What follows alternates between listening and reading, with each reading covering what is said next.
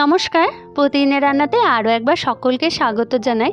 আজ বানিয়েছিলাম চাউমিন, যেটা খেতে হয়েছিল কিন্তু অসাধারণ। দেখুন কত সুন্দর কালারটা এসছে, খুব ভালো হয়েছিল, একটাও গায়ে গায়ে লেগে যায়নি।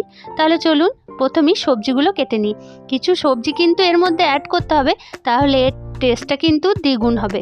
প্রথমেই বাঁধাকপিকে আমি কুচি করে কেটে নিয়েছি, তারপর নিয়ে নিয়েছি একটা গাজরকে মিডিলে কেটে নিয়ে এভাবে সাইড থেকে পিস করে নিচ্ছি।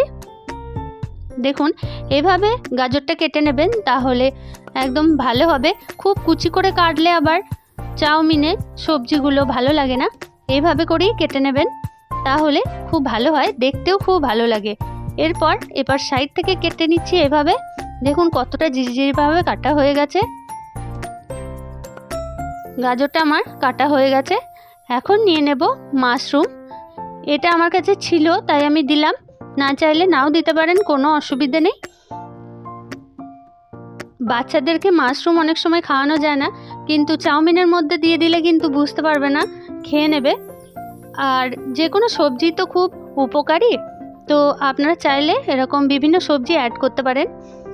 আমি এখানে মাশরুম দিয়েছি, আপনারা না চাইলে নাও দিতে পারেন। এরপর ছোট ছোট টুকরো করে মাশরুমগুলো কেটে নিচ্ছি। আপনারা চাইলে আরও ছোট করে কাটতে পারেন বা বড় করে, কোনো অসুবিধা নেই। এরপর দিয়ে দেব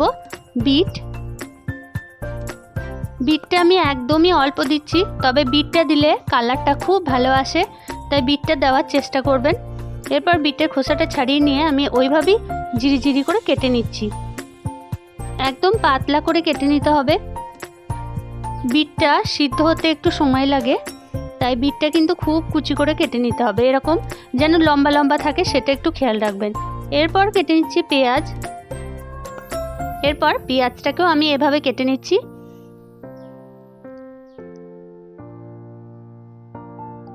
আমি একটা পেঁয়াজ দিয়েছি, আপনারা চাইলে দুটো পেঁয়াজও দিতে পারেন, কোনো অসুবিধা নেই।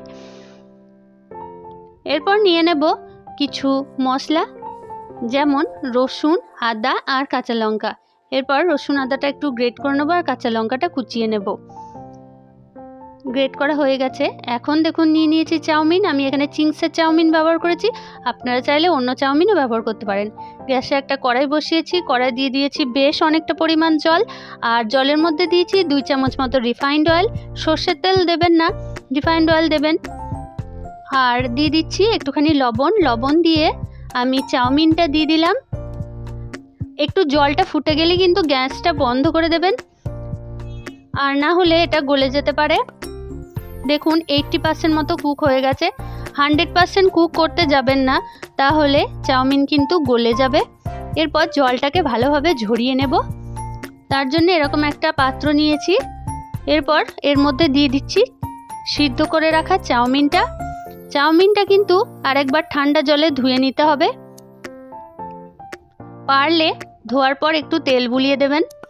এরপর ঠান্ডা হতে আমি ফ্যানের তলে রেখে দিয়েছি, আর গ্যাসে একটা কড়াইয়ে তেল দিয়ে মাশরুমটাকে হালকা ভেজে নিচ্ছি।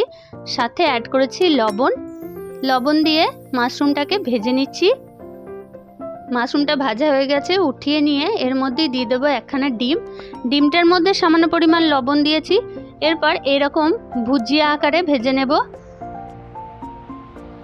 ডিমটা ভাজা হয়ে গেলে আমি তুলে নেব এবং গ্যাসে একটা কড়াই বসিয়ে দিয়ে দেব বেশ অনেকটা পরিমাণ তেল। অনেকটা বলতে 4 চামচ দিলেই হবে। এরপর দিয়ে দিচ্ছি গ্রেট করে রাখা রসুন, আর দিয়ে দিচ্ছি গ্রেট করে রাখা আদা।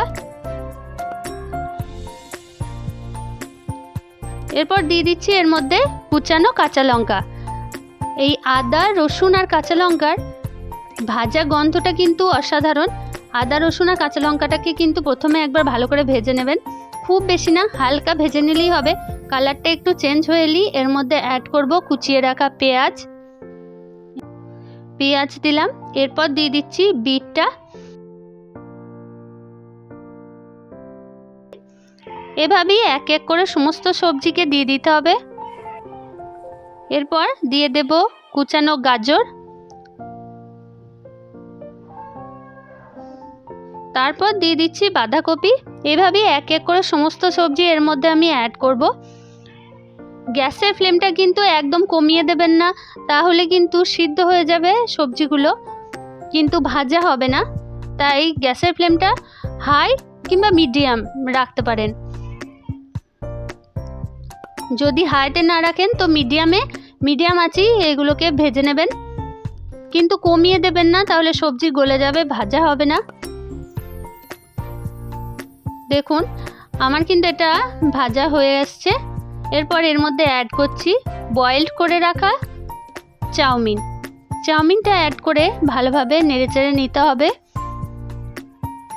ভালো করে একটু নেড়েচেড়ে নেবেন। দেখুন চাউমিন কিন্তু একে অপরের সাথে লেগে যায়নি, কত সুন্দর পারফেক্টভাবে রেডি হয়ে গেছে। এরপর এর মধ্যে অ্যাড করছি লবণ। এখানে আমি রেগুলার সল্ট দিয়েছি, আর দিয়েছি হাফ চামচ মতো বিট লবণ, আর দিয়ে দিচ্ছি হাফ চামচ মতো গোলমরিচ। এরপর সমস্ত উপকরণগুলোকে একটু ভালোভাবে নেড়েচেড়ে নেব, ভালোভাবে মিশিয়ে নিতে হবে যাতে করে লবণটা চারিপাশে ভালোভাবে মিশে যায়। এখন লবণটা দিয়ে আমি ভালো করে মিশিয়ে নিচ্ছি। আর এর মধ্যে এবার অ্যাড করব একে একে সস। যেমন প্রথমে দিয়ে দিচ্ছি টমেটো সস আমি 2 চামচ দিয়েছি, আপনারা চাইলে বাড়াতে পারেন, কোনো অসুবিধা নেই। টমেটো সসটা দিয়ে দিলাম। এরপর দিয়ে দিচ্ছি সয়া সস আমি এখানে 2 চামচ মতো দিচ্ছি। সয়া সসটা বেশি দিতে হবে না, 2 চামচ দিলেই হবে, তবে টমেটো সসটা আর একটু দিতে পারেন, কোনো অসুবিধা নেই। এরপর এই প্যাকেটের মধ্যে ছিল চিংসের মশলা, আমি মশলাটা অ্যাড করছি, তবে আপনারা যদি না চান তো নাও করতে পারেন, এটা কিন্তু এমনিতেই খেতে খুবই সুন্দর হয়েছিল। আর চিংসের মশলাটা দিলে কিন্তু আরও বেশি টেস্টি হয়। এরপর ভালোভাবে মিশিয়ে নিয়ে ভেজে রাখা ডিম আর ভেজে রাখা মাশরুম আমি এর মধ্যে অ্যাড করছি। মাশরুমটা প্রথমে দিয়ে দিলে আর গলে যাবে, একবারেই খুঁজে পাওয়া যাবে না মাশরুমগুলো, তাই আমি লাস্টে অ্যাড করছি। এরপর আমি একটা সার্ভিং প্লেটে তুলে নিচ্ছি। দেখুন কত সুন্দর হয়েছে, খুব ভালো হয়েছিল।